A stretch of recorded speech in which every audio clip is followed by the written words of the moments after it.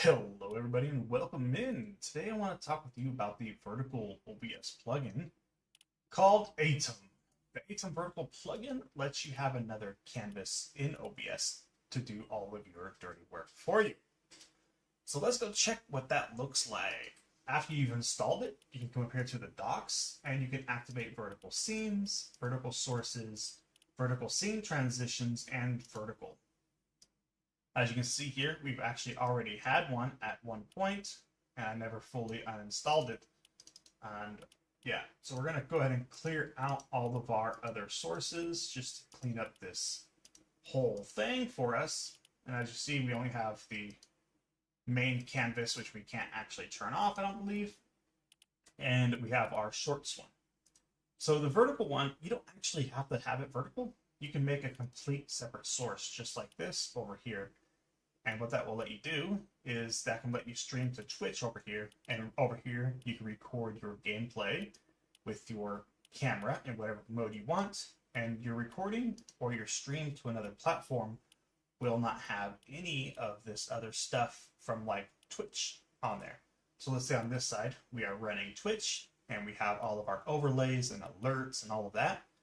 Over here, we can have the same exact setup, minus all the Twitch alerts, minus all the Twitch things, and then stream it to YouTube. And nobody on YouTube side would see what is going on the Twitch side, which could help depending on what you're doing. But I use it for what it's intended for, which is this vertical format, because now I can stream to the YouTube short shelf, I can stream to TikTok, or better yet, I can record or use the backtrack functionality to instantly get a replay of what is going on.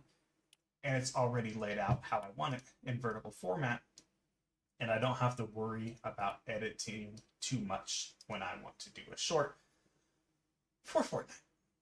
So let's check out the settings. On the settings side, almost all of this is going to run the same as OBS.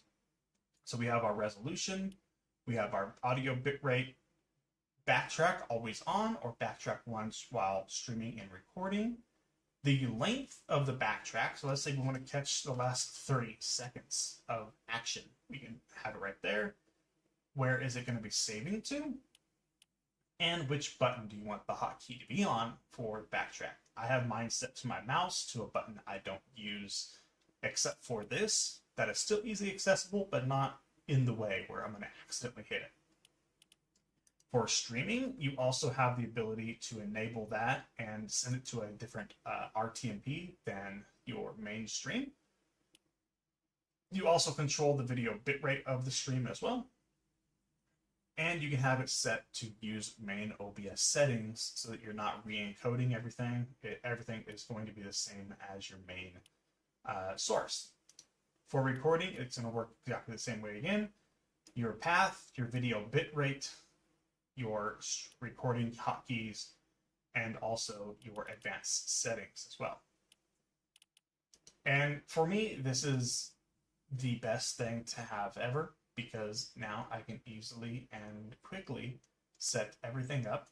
And as I'm playing a game and streaming it, I can have a completely clean canvas over here recording or ready to make some quick and easy shorts.